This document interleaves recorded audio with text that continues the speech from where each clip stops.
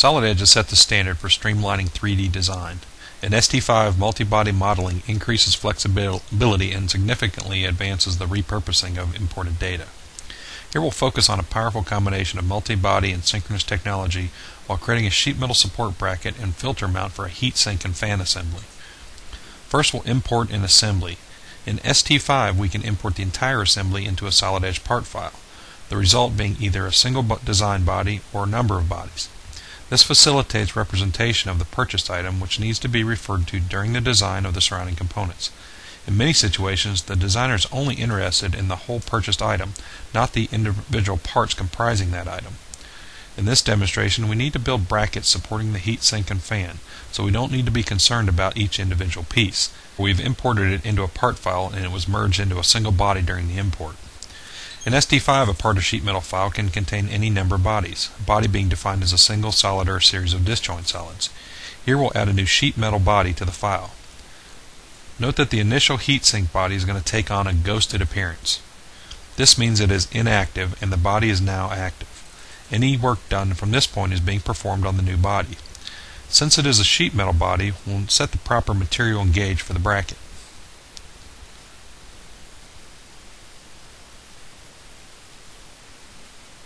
The use of multiple bodies in a single sheet metal file allows for powerful cross-referencing.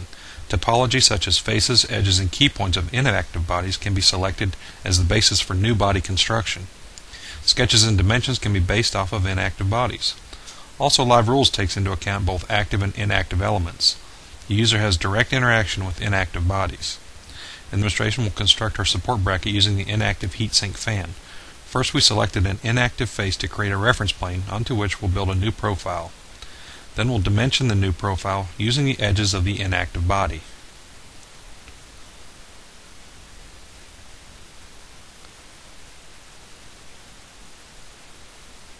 Using the Smart Dimension tool, we'll select the side face of the heatsink and relate it to the profile.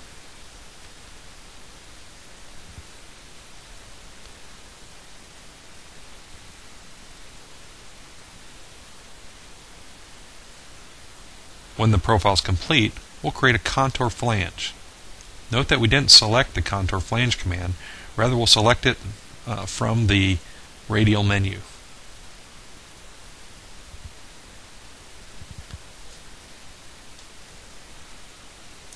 Solid Edge offers many view manipulation tools like the Look at Face command.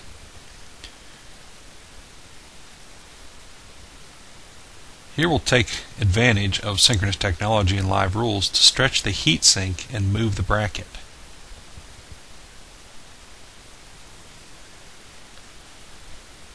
Note that as we drag, it is moving symmetrically thanks to a symmetric Live Rule. Live Rules is the proprietary technology that automatically preserves the design intent of the engineer. Next, we'll stretch the width of our bracket to make it just slightly wider. We can click and drag, or we can key in a precise dimension.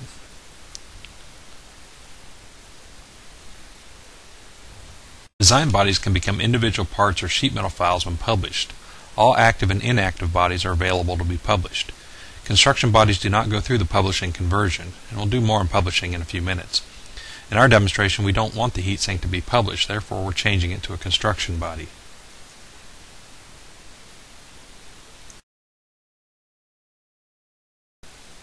As mentioned earlier, we still have the ability to directly interact with all bodies in the file, whether they be active or inactive design bodies or even construction bodies.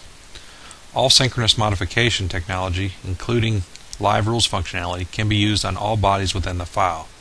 This lets you take advantage of the entire set of bodies while incorporating changes. As always, the power of synchronous functionality is available for modifications as well as for sheet metal feature addition.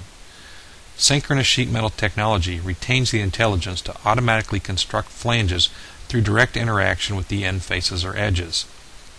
Synchronous technology is powerful, fast, and effective, removing the shackles of history-based functionality. Solid Edge's Smart Dimensioning tools allows us to easily center the flange on the bracket.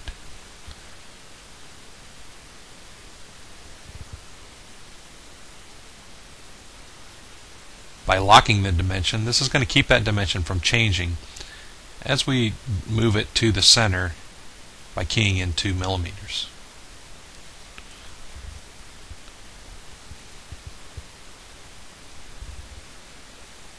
We'll break the sharp corners on our bracket to make it safer for the end user of the bracket.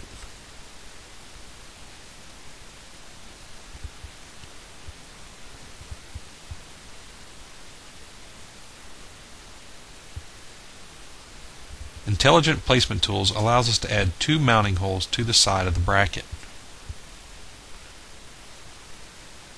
We can align with the midpoint of the flange to keep it on center.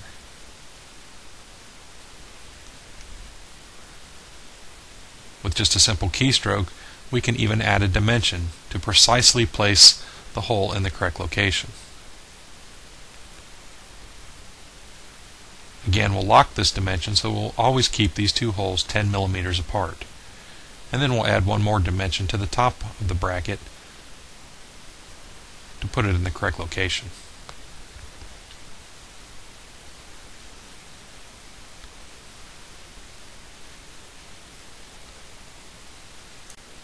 Next, we need to get all of these features that we just placed on the other side of the bracket. Solid Edge offers a mirror command to copy these features to the other side.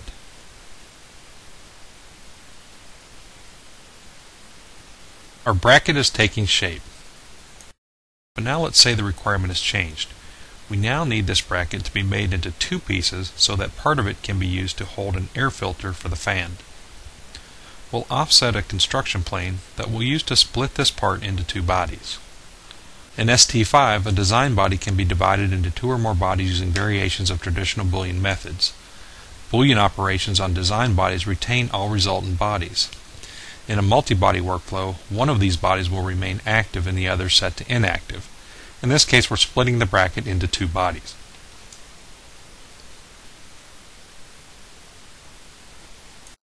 We'll rename the body to describe its function and make it the active body.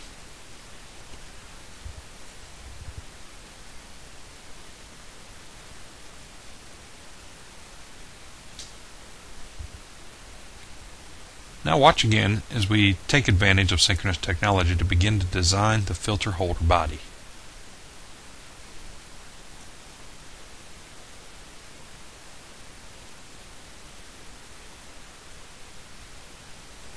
We'll stretch the end of the flange to match a key point on the hanger bracket. Solid Edge offers many process-specific features in sheet metal. Next thing we want to add is a special hem that's going to hold the filter.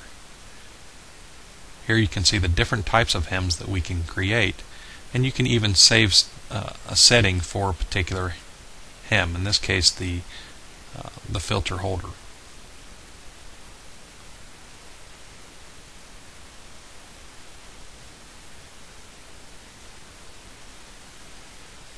We'll add a dimension to control the width of the new bracket that we're designing. And again, we'll use the symmetric option so that we can make the bracket wider in both directions.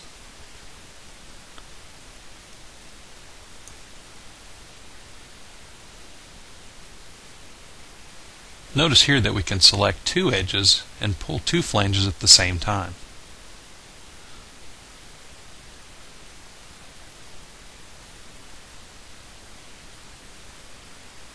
We want to cut away this part of this flange to make it more aesthetically pleasing. Solid Edge offers strong sketching tools. So as we drag a line and click, we can hit the A on the keyboard, which automatically takes us into a symmetric arc. We can select that endpoint and drag and change the shape of the sketch. This creates regions, and in Solid Edge you simply select those regions and drag through the part to create a cut. Again, we're going to need to break the corners to make it safer for the end user.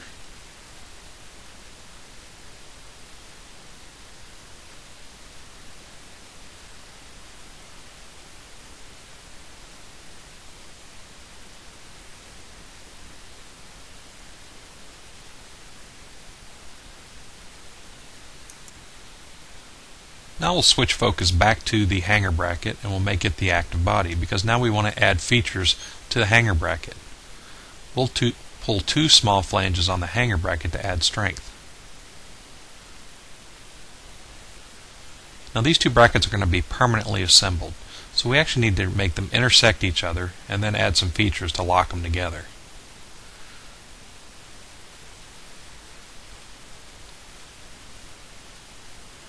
Some other process-specific commands that we have for sheet metal include a gusset. Gussets are often used in corners to provide strength. Once again, you can create the gusset on the fly, or you can use one that you already have saved. There's options for fit, fill, and fixed spacing between the gussets, and here we just need to place one gusset right in the center. Another process-specific command is a bead. To create a bead, we need to create a sketch. Here we're going to center a sketch on our bracket.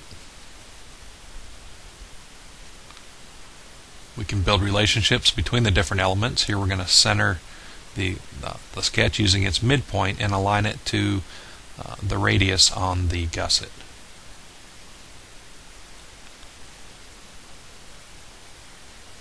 Again, like the other process-specific commands, the bead we can specify on the fly, or we can use one that we've saved. In this case, we have one saved.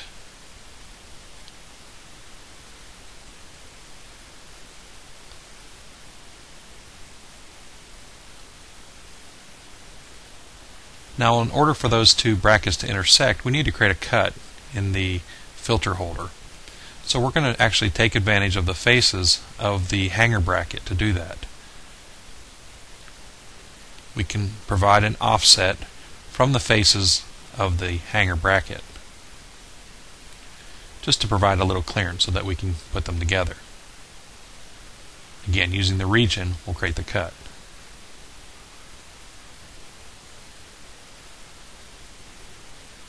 The next feature that we need to add is actually the locking feature. Solid Edge offers the ability to create feature libraries for different features that you use over and over. This locking feature is one that we use commonly, and so we already have it saved as a feature in the feature library. So we just need to bring it into our model and precisely place it. Using the steering wheel, it makes it very easy to align this to the middle of our filter holder. Just pick up a midpoint of the edge. Right now this is construction, so we just need to turn it to part of the model by attaching it to the sheet metal part. And here you can see the two small flanges are bent in opposite directions, which is going to lock these two things together. So when someone buys this part, they're going to get both. It's going to be two bodies, but it's one part number in the bill of material.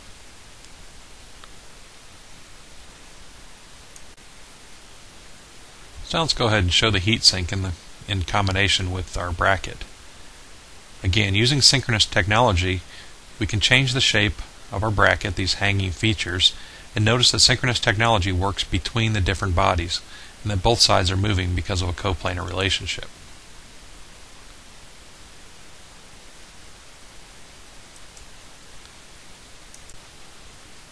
So now we'll go ahead and save our multi-body design.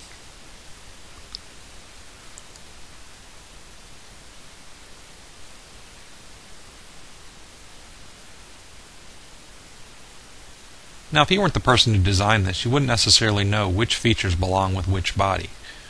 Solid Edge offers some tools to help us with that.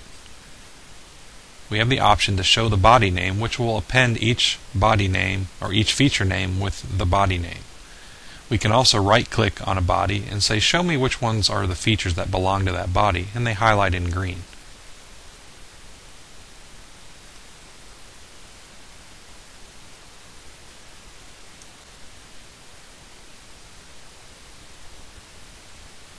Design bodies can become individual part or sheet metal files when published. Publishing bodies creates individual part and or sheet metal files. All active and inactive bodies are available to be published. Here we're going to convert the hanger bracket and the filter mount bodies into unique sheet metal files. We'll also create an assembly file at the same time.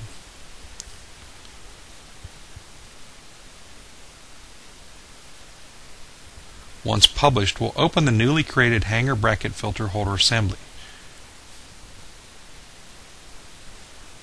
From there, each sheet metal piece can be worked on in the context of the sheet metal environment. So here we're going to open the hanger bracket to create a flat pattern.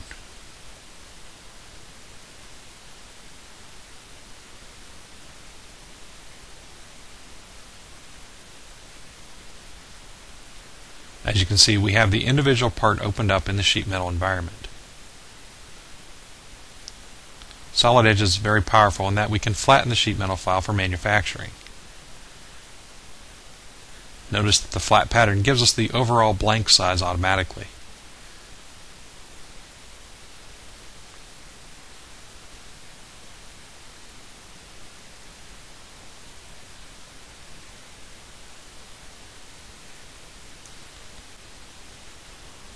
Finally, we'll save the individual files and the assembly that we created and get back to our multi-body file. Keep in mind these files are linked back to the multi-body file. Let's take a look at a drawing that was created from the finished multi-body file. Here you see the assembly of the two parts, and you can see that the construction body, the heatsink, is in a phantom.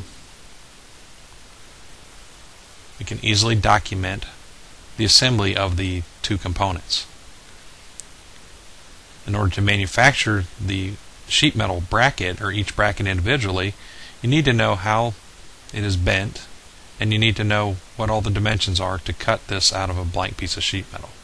Introduction of multi-body modeling greatly enhances the flexibility of synchronous design. Not only are you free from history-based restrictions and rules, but you can work in the context of an imported assembly within a single part file, creating as many bodies as needed to fulfill your design requirements.